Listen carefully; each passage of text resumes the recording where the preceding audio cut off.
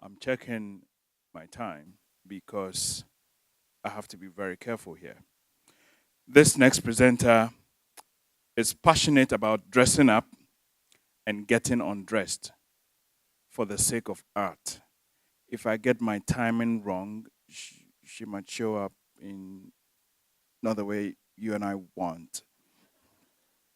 Now, in preparing for this Pecha Kucha presentation, she has discovered that she's actually more afraid of what people would think of her than she thought. One word which sums her up is chaotic.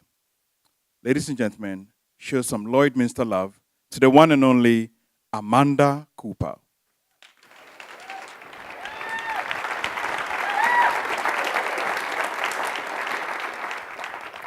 My entire life, until recently, I was ashamed of my body. And before I begin, I'd like you to know that nothing has really changed about my body. I haven't lost or gained weight, added or fixed anything.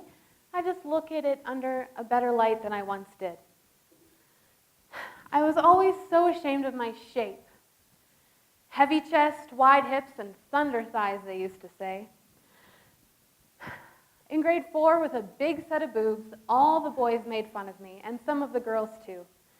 They called me a tramp, and every other word that you can think of that associates with that. Now, imagine a grade 4 kid feeling dirty for the way their body is developing. Wasn't fair. Now, the bullying continued until we all got older, and suddenly the boys weren't making fun of me anymore. They thought something else.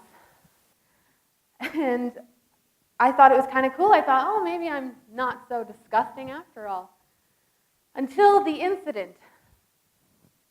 There was a boy I liked at school, and we liked each other, and I wanted to impress him. So I took it upon myself to go out and buy a roll of film. I went home, and I borrowed my mother's camera. I set the timer, and I had my very first photo shoot in my bedroom. I wore many different outfits, but one particularly, I wrapped a scarf around my neck and across my chest. That one was trouble. I got the film developed. I took it to school, and I gave it to the boy, and I said, "Don't you show anyone." That was stupid. By the end of the day, they were in the teacher's hands, and everybody had seen them. And before I knew it, my dad was at the boy's house trying to beat down the door. My mother enrolled me in counseling at the sexual assault center, and everybody was demanding to know who did this to me. Who made me do this? Who took these disgusting photos of you?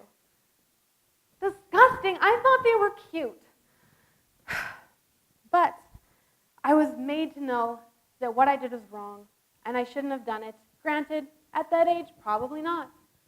But I knew, and I felt ashamed about it, and I knew that I was ashamed, and I would never do anything like that again. I got older, and through my teenage years, I wore baggy clothes to hide everything about myself. I felt like a fawn in a wolf's den. I was terrified of most boys now, at this point. I did not ever want to see myself naked, and I would always change with the lights off. I got even older, and then I started dating. Now, every man in my life was insanely jealous, made sure that I felt trashy whether I was wearing a turtleneck or a tank top, and all of my relationships were very volatile. I started to kind of accept myself eventually until one of the boys I was with threatened to share some of our personal boudoir photos online. I was mortified. I was terrified. All I could think was, this happened to me once before. This feels familiar. And it was, and I knew my life would be ruined if this happened. I don't know what happened to me, but one day I just decided I don't want to feel afraid anymore. So I posted them online myself for the world to see. And I started doing more. I started taking more risque photos and feeling really, really good about it. And the more that I did it, the more people responded. Some people really appreciated it.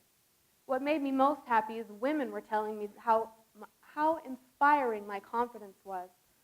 I was really happy to hear that. So I continued. I kept doing it. I kept posting the photos, but as many people that were lining up figuratively to see, there were just as many people that hated me for it. So I thought to myself, should I just stop this? Should I just stop making a fool of myself? Should I quit this altogether and go back and be ashamed of what I really am? What my body looks like? Then there was the mammogram. I had my very first mammogram, and they found a mass in my left breast. That story is ongoing. I don't know what's going to happen.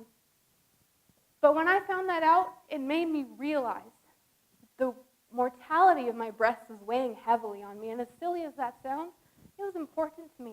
I thought, I might as well use them while I have them. Why not? Screw you if you want to tell me what to do. If I want to share myself with the world, I will do that because it's mine, and I have the right to. So I do. That's what I do. My family and I recently went to Vancouver's famous clothing-optional Wreck Beach. Yes, I went to a nude beach with my family. Not awkward at all. I felt very fortunate to be there, but as fortunate as I was, there was a bit of shock. But after the first minute of initial shock, you start to realize everybody here is so laid back.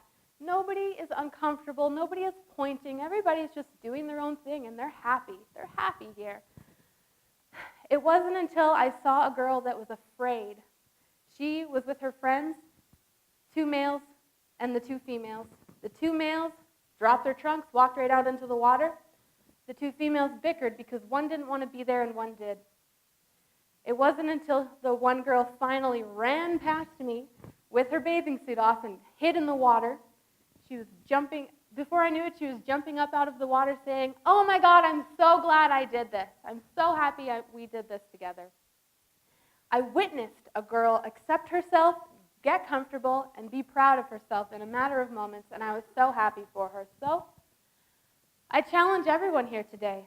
While I know there is a time and a place for nudity, I don't feel like anybody should be ashamed of it.